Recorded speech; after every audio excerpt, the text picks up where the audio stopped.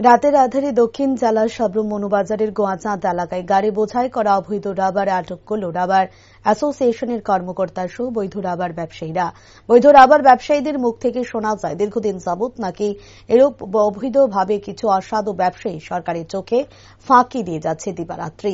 একইভাবে শুক্রবার রাত আনুমানিক 12টা নাগাদ যখন মানুষ নিদ্রাচ্ছন্ন সাবরুমের গোয়াচাঁদ এলাকায় আটক হয় TR0SD1773 নম্বরের একটি রাবার বোঝাই গাড়ি। আটককৃত মালের কোনো বৈধ কাগজপত্র ছিল না বলে অভিযোগ। এটা মনুবাজারে কিছু অসাধু ব্যবসায়ীদের নিত্যদিনের রুটিন বলেও অভিযোগ ওঠে।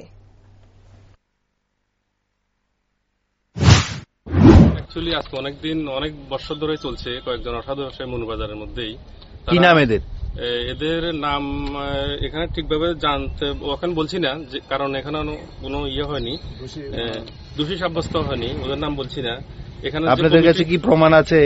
হ্যাঁ, প্রমাণ আছে। যখন এই বিলটা যে বিল করা হয়েছে কালকে 70 থেকে 75 টাকা, 170 থেকে 75 টাকা রেট ছিল, কিন্তু এখানে বিল যে কাটা হয়েছে 100 টাকা বিল কাটা হয়েছে।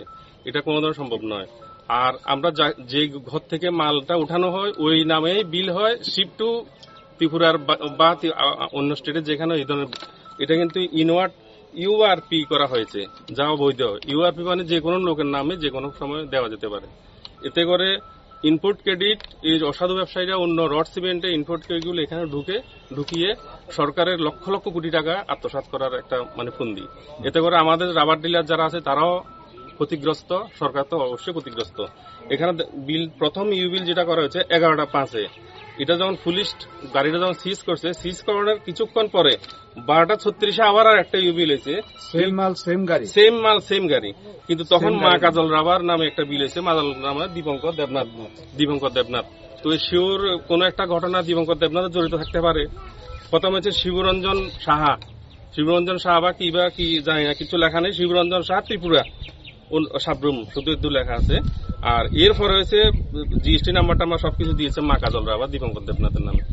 এবার আমরা এনফোর্সমেন্ট ডিপার্টমেন্টকে ফোন করেছি, জিএসটিকে ফোন করেছি, পুলিশের কাছে আছে। এখন দেখা আমরা কি করা। এখন লাস্টে আপনারা কি চাইছেন? আমরা চাইছি যে গাড়িটা সম্পূর্ণ সিজ হোক, গাড়িটা সিজ হয়ে সরকারের কোষাগারে যাতে চলে যায়। আগামী দিন যাতে এই ধরনের কাজ যাতে অবৈধ কাজ যাতে ত্রিপুরাতে না হয়। ঠিক আছে, ধন্যবাদ। আপনার পরিচয়? আমি সাউথ ত্রিপুরার সেক্রেটারি রাবার ডিলার অ্যাসোসিয়েশনের। আপনার নাম? সুমন দেবনাথ।